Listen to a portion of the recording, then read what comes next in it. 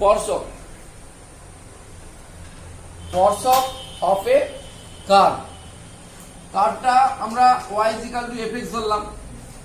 সেটা বৃত্ত হতে পারে, অধিবৃত্ত হতে পারে, উপবৃত্ত হতে পারে, পরাবৃত্ত হতে পারে।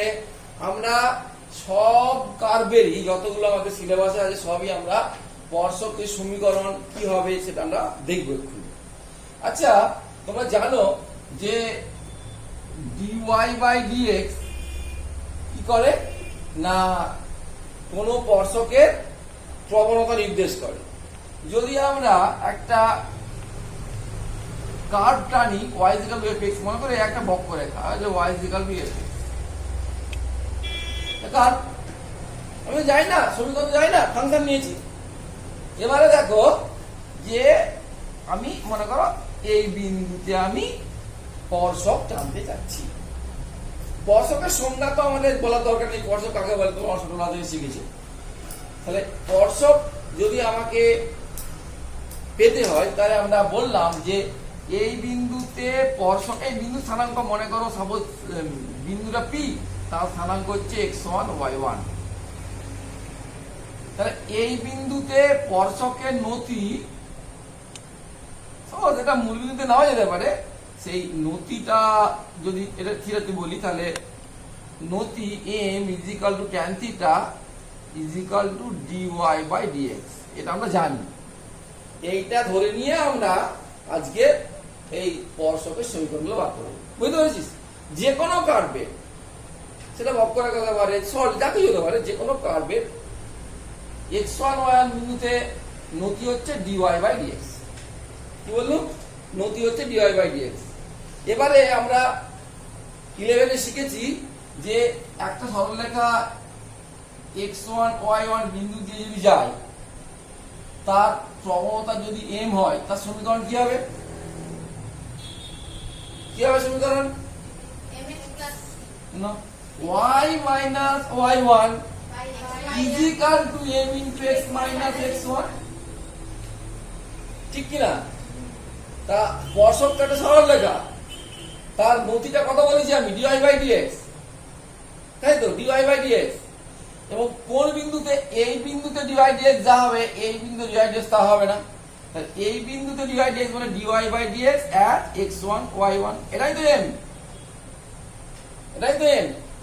তাহলে স্পর্শকের সমীকরণ কি হলো না y - y1 = dy/dx into x - x1।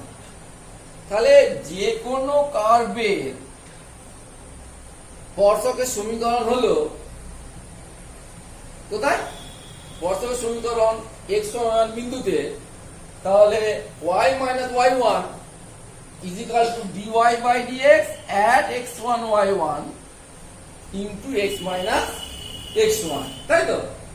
আর আবার বলছি, মেন বিষয়টা এটা খাতায় নোট করতে পারো যে এটা কি বলা হচ্ছে যে x1 y1 বিন্দুতে কোন স্পর্শকের, এই x1 y1 বিন্দুতে কোন বক্রের স্পর্শকের সমীকরণ, x1 y1 বিন্দুতে কোন বক্রের স্পর্শকের সমীকরণ কি না y - y1 = dy/dx at x1 y1 into x - x1। সেটা বৃত্তের হতে পারে, অধিবৃত্তের হতে পারে, পরাবৃত্তের হতে পারে, যা কিছু হতে পারে। তার মানে আমাকে স্পর্শকের সমীকরণ যদি পেতে হয় তাহলে কি করতে হবে আমাকে? যে প্রথমে অপেক্ষকের অবকল সমীকরণ করতে হবে। যেই বিন্দুটা বলবে সেই বিন্দুতে অবকল সমীকরণের মান বার করতে হবে, করে এই সূত্র অ্যাপ্লাই করে আমাদের স্পর্শকের সমীকরণ পেতে হবে। যা বলো। হ্যাঁ, বিন্দু যে কোনো বিন্দু একটু মান তো আমি 1 2 5 6 যা কিছু হতে পারে, হতেই পারে। এবারে দেখো, আমরা যদি বলি যে x² + y² = a², এর x1 y1 বিন্দুতে স্পর্শকের সমীকরণ কি হবে? এটা কার সমীকরণ? অনুদ্ধ বল, কার সমীকরণ? বৃত্তের সমীকরণ। যে বৃত্তের কেন্দ্রের স্থানাঙ্ক a আর ব্যাসার্ধ, কেন্দ্রের স্থানাঙ্ক 0 0 আর ব্যাসার্ধ a। তাহলে আমাদের ফার্স্ট স্টেপটা কি করতে বলেছে? না dy বাই dx বার করতে হবে। dy বাই dx বার করতে হবে। তাহলে dy dx করি, উভয় পক্ষকে যদি x এর সাপেক্ষে অবকলন করি, ওই জন্য এই চ্যাপ্টারে আছে অ্যাপ্লিকেশন অফ ক্যালকুলাস, অবকলন সমীকরণ করতে হচ্ছে। কি করব তাহলে? প্রথমে 2x, তারপরে 2y dy by dx is equal to 0। এটা ধ্রুবক, তাই তো?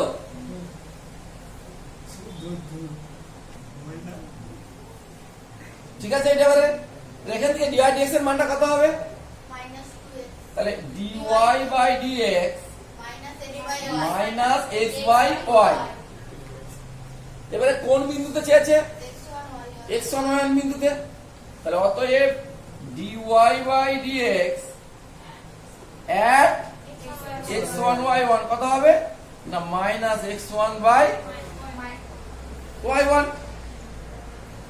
এবারে এই সূত্রের সাহায্যে আমরা অ্যাপ্লাই করব, যে করে সমীকরণটা বার করব। অতএব x1 y1 বিন্দুতে স্পর্শকের সমীকরণ কি হবে? না y মাইনাস y1 বিধিকা। এবারে কি লিখব? ইজিক্যাল টু এটা তো minus x1 by y1 into x minus x1। এবারে আমরা গুণ করে দিই। তার কথা হচ্ছে y1 মাইনাস y1 স্কয়ার, ইমনকে পিটবো, দেখ এদিকে, minus y1 square is equal to minus x1 plus x1 square. এবারে আমরা এটাকে একদিকে নিয়ে চলে যাই। তাহলে x1 plus y1 is equal two x1 square y1 square. তাহলে এই যে x1 স্কয়ার y1 স্কয়ার থেকে যাচ্ছে তো, কিন্তু x1 y1 বিন্দুটা কোন কেন অবস্থিত? ওই বৃত্তের উপরে। আরে আমরা এই তো বৃত্তের উপরেই আছে, সিদ্ধ করবে। তাহলে যেহেতু x1 y1 বৃত্তের উপরে অবস্থিত, তাহলে কত হবে? না x1 square plus y1 square is equal to a square. আর x1 y1 তো ওই বৃত্তের উপরেই আছে, তাহলে বসিয়ে দিলে কত হবে? না x1 plus y1 is equal to a square. Sir ওই যে আপনি যে সমীকরণটা বলেছিলেন, ওই সমীকরণটা a স্কয়ারের জায়গায় যদি x1 square plus y1 square বসাই, সেটা হবে না? কি বললে বলো আবার? আপনি তো সমীকরণটা বলেছিলেন x square plus y square সমান a স্কয়ার। হ্যাঁ। a স্কয়ার সমান বেরিয়েছে তো x1 square plus y1 square. হ্যাঁ। তাহলে ওই a স্কয়ারের জায়গায় যদি ওটা বসাই, সেটা হবে না? হবে। এবারে আমাদের এটার পরিবর্তে a স্কয়ার বসিয়ে দিয়েছি, তাহলে এটাই হলো আমাদের স্পর্শকের সমীকরণ। তাহলে কি দাঁড়ালো উত্তরটা? না x1 y1 বিন্দুতে x square plus y square equal a square, তার স্পর্শকের সমীকরণ কি হলো? সমান a স্কয়ার। ঠিক আছে, এইটা আমরা বৃত্তের বার করলাম x1 y1 বিন্দুতে স্পর্শক। তাহলে x square plus y square is equal to a square, বৃত্তের x1 y1 বিন্দুতে স্পর্শকের সমীকরণ কি হলো? না x1 plus y1 is equal to a square. সবেরই তোমরা নিজেরা বাড়িতে করবে। এবারে এই সূত্রগুলো মনে রাখার জন্য একটা ট্রিক্স আছে, যতগুলো কার্ভ আছে। কি ট্রিক্স বলেছে? যে একটা অপেক্ষকের সমীকরণ দেওয়া আছে, সেখানে কি করতে হবে? না x1 y1 বিন্দুতে স্পর্শকের সমীকরণ বার করতে গেলে যদি x স্কয়ার থাকে, তার পরিবর্তে লিখবো x1, y স্কয়ার থাকলে y1, x থাকলে half into x plus x1, y থাকলে half into y plus y1, আর xy থাকলে xy1 প্লাস yx1 বসাতে হবে, দিলে যে সমীকরণটা পাওয়া যাবে সেটাই তার স্পর্শকের সমীকরণ। কিছুই মাথায় ঢুকলো নি? সাপোজ মনে করো যে এই x square plus y square plus 2gx plus 2fy plus c is equal to 0। এটা বৃত্তের সাধারণ আকার। তাহলে এই বৃত্তের x1 y1 বিন্দুতে স্পর্শকের সমীকরণ আমাকে বার করতে হবে। তা নিয়ম অনুযায়ী তো সেরকম নিয়ম, প্রথমে dy বাই dx বার করতে হবে, add x1 y1 বসাতে হবে, তো dy dx add x1 y1, তারপরে y minus y1 is equal two এই সূত্রের সাহায্যে অ্যাপ্লাই করে সলভ করতে হবে। করলে যে উত্তরটা দাঁড়াবে সেটাই বলে দেওয়া হচ্ছে এখানে। x স্কয়ারের পরিবর্তে কি বসাবো? তাহলে এই বৃত্তের x1 y1 বিন্দুতে স্পর্শকের সমীকরণ, তাহলে এখানে লিখছি x x1 প্লাস y স্কয়ারের পরিবর্তে লিখছি y y1 plus g into এই হাফ হয়ে গেল x plus x1 plus f into y plus y1 plus c is equal to 0। এটা আমাকে আর করতে হবে না, কিন্তু দুঃখের বিষয় পরীক্ষা হলে করে দেখাতে হবে, কারণ অ্যাপ্লিকেশন অফ ক্যালকুলাস তো ওখানে বলা থাকবে যে কলনবিদ্যার প্রয়োগে করো। তাহলে কলনবিদ্যার প্রয়োগে মানে তো ডিআইডিএস না করলে স্পর্শকের সমীকরণটা পাবো কি করে? কিন্তু অঙ্ক করার সময় আমরা এটা করতে পারবো, একই রকম কাজ বারবার। ঠিক আছে, তাহলে আমরা এই বৃত্তের সমীকরণের যে আদর্শ আকার তার স্পর্শকের সমীকরণ x1 বিন্দুতে, সাধারণ আকারের x1 বিন্দুতে আমরা স্পর্শকের সমীকরণ আমরা মুখস্থ করে ফেললাম। আরেকবার বলছি যে x স্কয়ারের পরিবর্তে কি বসাবো? x x1, y স্কয়ারের পরিবর্তে y y1, আর x এর পরিবর্তে half into x plus x1, আর y এর পরিবর্তে half into y plus y1, আর xy এর পরিবর্তে xy1 প্লাস y x1। এরকম করে বসালে আমাদের স্পর্শকের সমীকরণটা পাওয়া যাবে। সেটা আমরা বৃত্ত গেল। তোমাদের 11 বৃত্তর পর আর কি হয়েছে না উপবৃত্ত। সরল লেখার আবার কি স্পর্শক? উপবৃত্তের সমীকরণ কি ছিল না x square by a square plus y square by b square is equal to 1।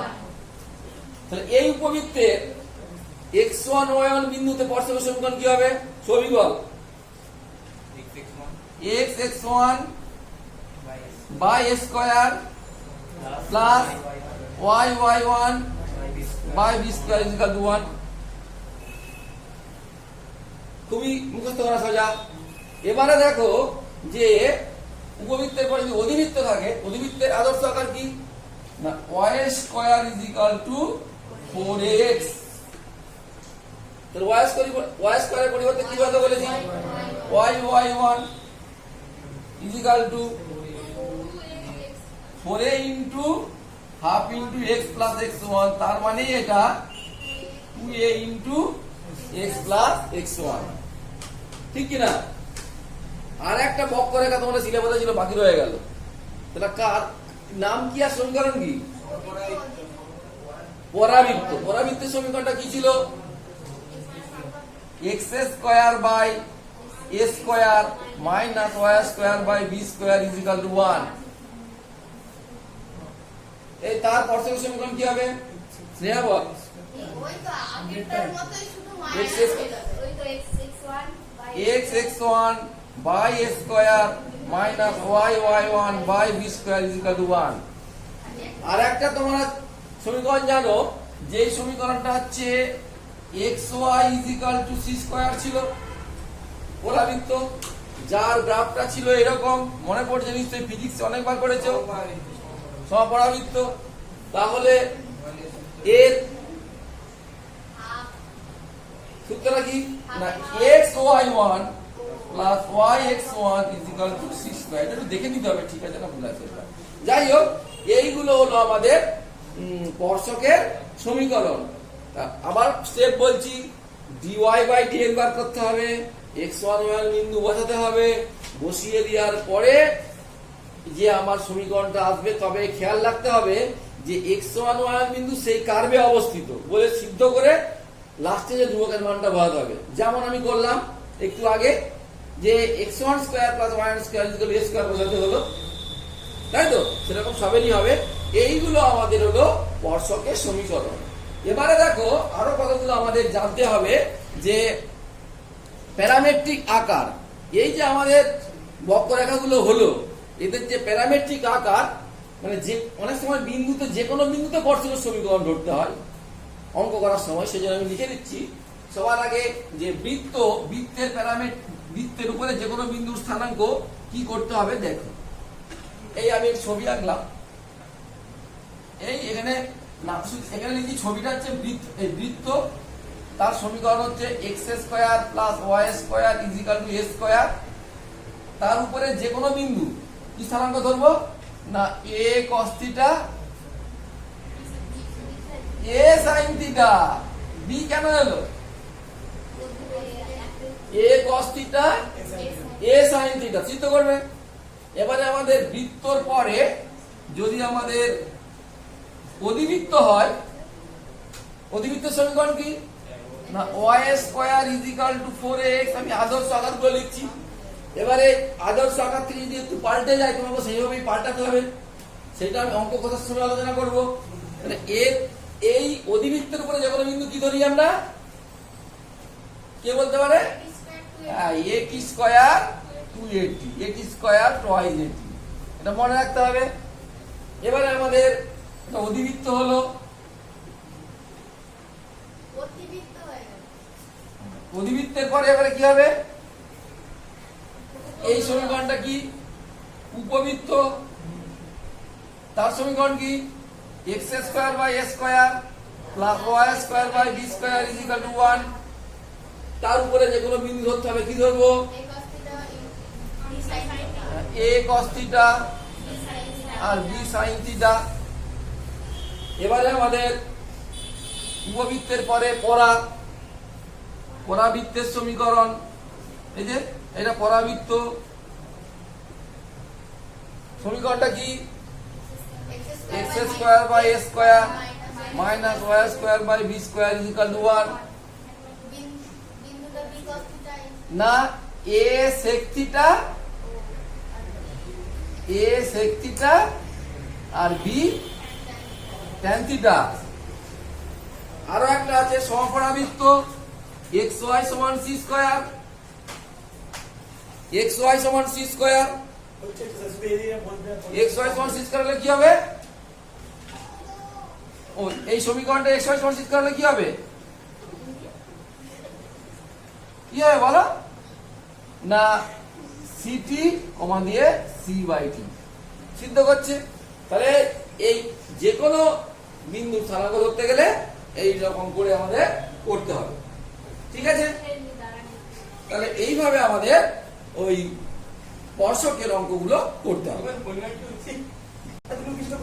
স্পর্শকের সমীকরণ বৃত্তের ক্ষেত্রে যে x square plus y square is equal to a square, এই বৃত্তের ক্ষেত্রে x1 y1 বিন্দুতে স্পর্শকের সমীকরণ আমরা কি করেছি x1 plus y1 is equal to a square. এবারে আমাদের যদি যে কোনো বিন্দুর ক্ষেত্রে যে প্যারামেট্রিক আকারে লিখি, তাহলে আমাদের এর উপরে বিন্দু স্থানাঙ্ক ধরবো a cos থিটা কমা দিয়ে a sin থিটা। এই বিন্দুতে স্পর্শকের সমীকরণ কি হবে x1 y1 যদি এটা হয়, তাহলে a cos theta a sin থিটার বিন্দুতে স্পর্শকের সমীকরণ কি হবে, কেন একবারে x into a cos theta plus y into a sin theta is equal to a square. a দিয়ে ভাগ করে দিলে কত হবে x cos theta plus y sin theta is equal to a। তার মানে দেখো x square plus y square is equal to a square. x1 y1 বিন্দুতে স্পর্শকের সমীকরণ x1 প্লাস y1 সমান a স্কয়ার। তেমনি a cos theta a sin theta বিন্দুতে স্পর্শকের সমীকরণ x cos theta plus y sin theta সমান a। যদি তোমরা এরকম করে সবগুলো বার করে মুখস্থ করে নিতে পারো খুব ভালো হয়, কিন্তু অঙ্ক করে দেখাতে হবে, অঙ্ক করে দেখাতে হবে। এরকম করে তোমরা বৃত্ত, অধিবৃত্ত, উপবৃত্ত, পরাবৃত্ত সবেরই তোমরা নিজেরা বাড়িতে বার করে নিতে পারবে। একই ব্যাপার, শুধু এই x1 এর পরিবর্তে যদি এটা উপবৃত্ত হতো তাহলে x x1 এর পরিবর্তে বসাবে a cos থিটা আর y এর পরিবর্তে বসাবে b sin থিটা, তাহলে এক সমীকরণ পাওয়া যাবে। এই গেল আমাদের স্পর্শক সম্বন্ধীয় আলোচনা। এখানে আরো কিছু আছে শর্টকাট, সেটা তোমাদের সিলেবাসে নেই, ওই জন্য আমি স্কিপ করে যাচ্ছি। এরপরে ওই স্পর্শকের সঙ্গে এই চ্যাপ্টারটার নাম কি বলে দেওয়া আছে? অবিলম্ব। তাহলে আমরা অবিলম্ব পড়াবো, এরপরে আমরা পড়াবো অবিলম্বের সমীকরণ। অবিলম্ব কাকে বলে? না, মনে করো এই একটা curve y = fx, y = fx, a b বিন্দু, তার স্থানাঙ্ক হচ্ছে মনে করো x1 y1, এটা তার স্পর্শক। স্পর্শ বিন্দুতে যদি লম্ব হয় না হবে অবিলম্ব। তাহলে স্পর্শকের প্রবণতা m সমান কি? dy/dx at x1 y1। তাহলে এই এডুবরে লম্ব রেখার প্রবণতা কত হবে? আমরা জানি দুটো সরল রেখা যদি লম্ব হয় তাহলে এর প্রবণতা যদি m1 হয় আর এর প্রবণতা যদি m2 হয়, তাহলে m1 * m2 কত হয়? -1। দুটো সরল রেখা লম্ব হলে তাদের প্রবণতাগুলোর গুণফল -1। তাহলে এখান থেকে m2 = কত হবে? -1/m1। তাহলে অবিলম্বের প্রবণতা কত হবে? হ্যাঁ, -dx/dy, ঠিক কিনা? তো ওরকম করে না লিখে আমরা লিখবো -1/dy/dx। তাহলে আমরা তো বার করি dy/dx। তাহলে এবারে আমরা বার করব যে অবিলম্বের সমীকরণটা কি হবে। তাহলে যে কোনো কার্ভের অবিলম্বের সমীকরণটা কি হবে বলো? একই তো। আমাদের গীতিকা বল, যে সরল রেখার প্রবণতা m x1 বিন্দুগামী, তার সমীকরণ কি? y - y1 = m * x - x1। অবিলম্বের ক্ষেত্রে m এর মানটা কত? একটু বলুন যে m এর মানটা হচ্ছে -1/dx/dy, না dy/dx। অতএব x1 y1 বিন্দুতে অবিলম্বের সমীকরণ কি হবে? y - y1 = -1/dy/dx into x - x1। এটাকে লেখো, তোমরা লিখতে পারো -dx/dy into x - x1 y - y1 সমান। ঠিক আছে? এবারে আমাদের যদি অবিলম্বের সমীকরণ বার করতে হয় তাহলে আমরা একই রকম করে করব। ফার্স্ট স্টেপ কি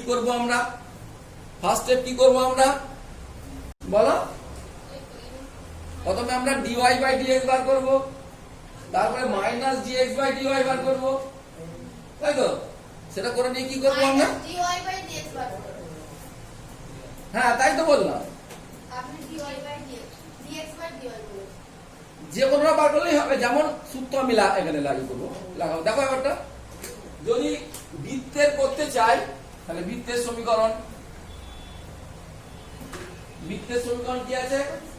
যে x² + y² = x²।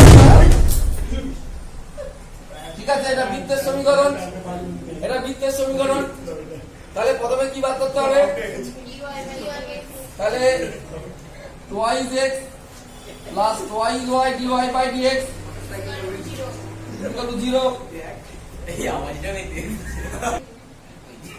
দেখো তাহলে এখান থেকে আমার dy/dx কত? -x/y। তাহলে ওই dx/dy, তাহলে -y/x। তারপরে কি করতে হবে? dx/dy at x1 y1 কত হবে? -y1/x1। অতএব x1 y1 বিন্দুতে অবিলম্বের সমীকরণ কি হবে? y - y1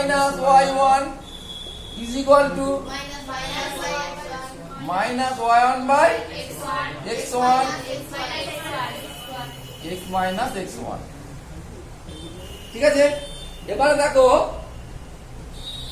যদি গুণ করে দিই তার মানে y x1 minus x1 y1 is equal to minus তো এটা কত হবে minus x1 minus x y1 plus x1 y1 x1 y1 x1 y1 কেউ তো কাটছে না স্যার x1 আরে এটা মাইনাস সব কাটবে না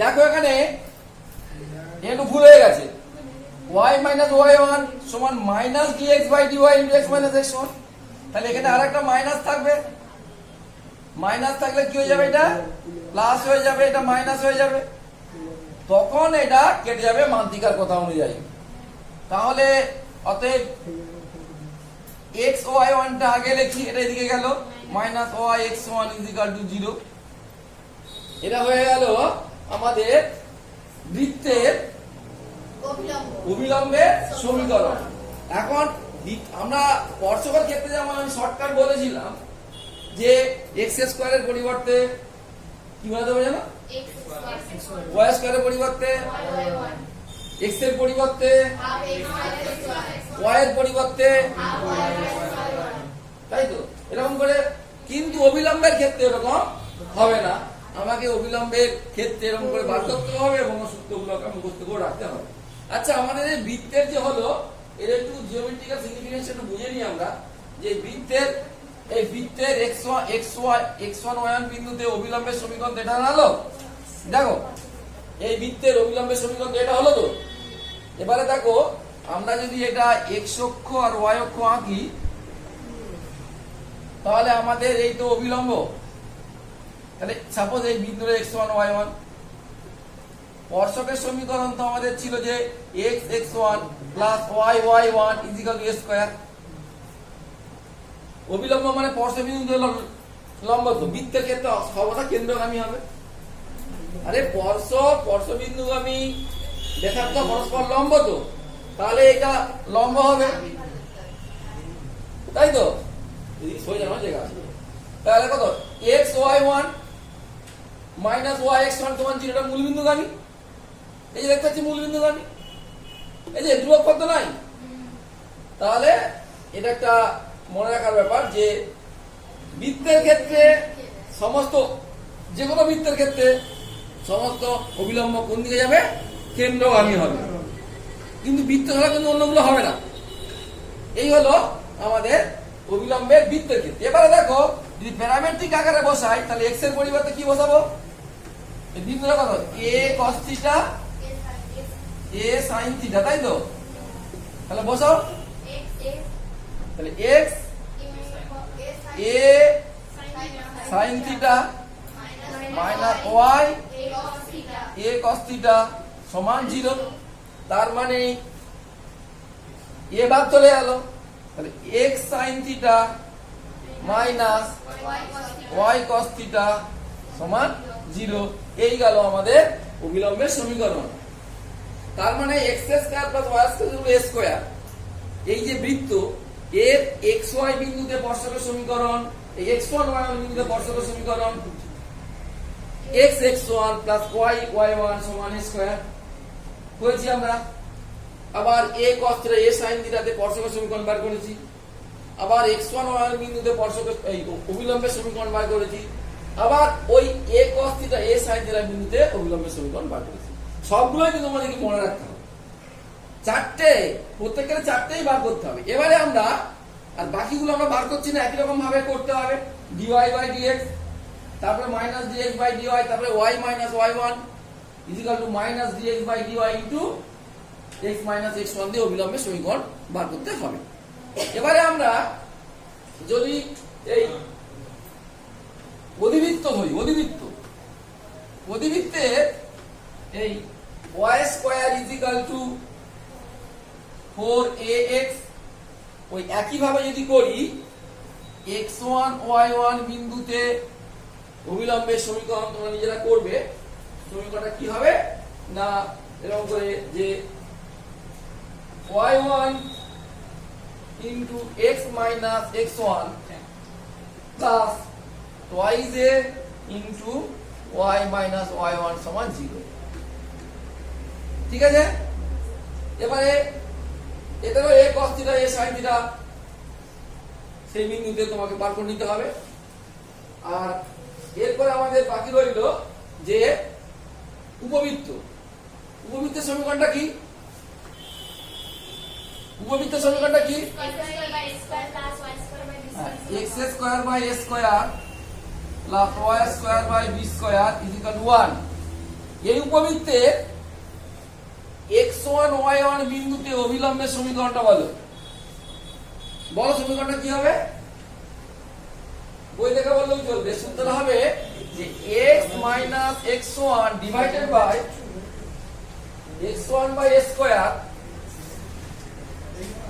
is equal to y minus y1 divided by y1 by b square. এইভাবে আমাদের মনে রাখতে হবে যে ওই উপবৃত্তের x1 1 বিন্দুতে অভিলম্বের সমীকরণ আমরা বার করছি না, তো একইভাবে করা যায়। স্পর্শকের ক্ষেত্রে আমরা বার করে নিই, কিন্তু সেটা শর্টকাট ছিল বলে দিয়ে দিয়েছি মুখস্থ করার জন্য। এটা একটু সত্যিকারে মুখস্থ করতে হবে। এবারে পরাবৃত্তের ক্ষেত্রে কি হবে? এবারে পরাবৃত্তের ক্ষেত্রে কি হবে?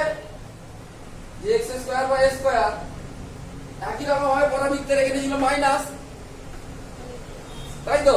x square by a square minus y square by b square equal to 1। সেক্ষেত্রে আমাদের একই রকম হবে, শুধুমাত্র এখানটা কি হয়ে যাবে? মাইনাস। উপবৃত্ত এবং পরাবৃত্ত একই রকম, আর সমপরাবৃত্তটা একটু দেখে নেবে, একটু আলাদা দেখে নেবে। এবারে আর একটা টপিক হয়ে গেল length of the tangent. Length of the tangent কাকে বলে? ওই ট্যানজেন্ট বৃত্তের ক্ষেত্রে আমরা লেন্থ অফ দি ট্যানজেন্ট বার করব। একটা বৃত্ত ধরি, এই বৃত্তের সমীকরণ ধরি x square plus y square equal to a square. তাহলে p একটা বহিস্থ বিন্দু, তো ট্যানজেন্ট সরল রেখা, তো তার কোনো তো দৈর্ঘ্য হয় না। সরল রেখা কি দৈর্ঘ্য হয়? দৈর্ঘ্য কার হয়? সরল রেখাংশে। তাহলে লেন্থ অফ দি ট্যানজেন্টের সংজ্ঞা দেওয়া আছে যে p থেকে এই পর্যন্ত স্পর্শক টানলে এই যে এই স্পর্শবিন্দু, এই যে লেন্থটা, এই লেন্থটাই হচ্ছে লেন্থ অফ দি ট্যানজেন্ট। তার সূত্র হচ্ছে খুবই সোজা। লেন্থ অফ দি ট্যানজেন্ট বারবার সূত্র একদম যে ওই সিদ্ধ করে দিয়ে তার দুটো ভাগ হয়ে যাবে। যে দুটো ভাগ অফ, দেখো যে PA is equal to root over of x1 square plus y1 square minus a square, length of the tangent। বোঝা গেল? হ্যাঁ, এটা বার করা আমি বার করছি না। আবার যদি বৃত্তটা এরকম হয় যে x square plus y square plus 2gx plus 2fy plus c সমান 0, ওই একই ব্যাপার। লেন্থ অফ দি ট্যানজেন্টের কি হবে? Root over of x1 square plus y1 square plus 2gx1 plus 2fy1 plus c, এটা হবে লেন্থ অফ দি ট্যানজেন্ট। তো লেন্থ অফ দি ট্যানজেন্টের উপর আমাদের পড়বে না। আশা করি তোমরা এবারে এই যে স্পর্শক আর অভিলম্ব এর অঙ্কগুলো করতে পারবে। এবারে আমাকে এই তুই বল অভিলম্ব বার করতে গেলে কি করতে হবে? সারাংশ যা পড়ালাম, অভিলম্বের অভিলম্ব কি করতে হবে? প্রথমে dy বাই dx বার করতে হবে, তারপর মাইনাস dx বাই dy বার করতে হবে, তারপর অভিলম্বের সমীকরণ y মাইনাস y1 সমান minus dx by dy into x minus x1। সব এটা কিন্তু মেইন সূত্র। এবারে তার এটা হলে কি হবে, ওটা হলে কি হবে সেটা আলাদা। আর স্পর্শকের ক্ষেত্রেও একই রকম ভাবে আমাদের শুধু রিয়াইজ করলে সূত্র আর করলে হবে। ঠিক আছে? এইভাবে আমাদের স্পর্শক আর অভিলম্বের আমরা যে অঙ্কগুলো করতে পারবো।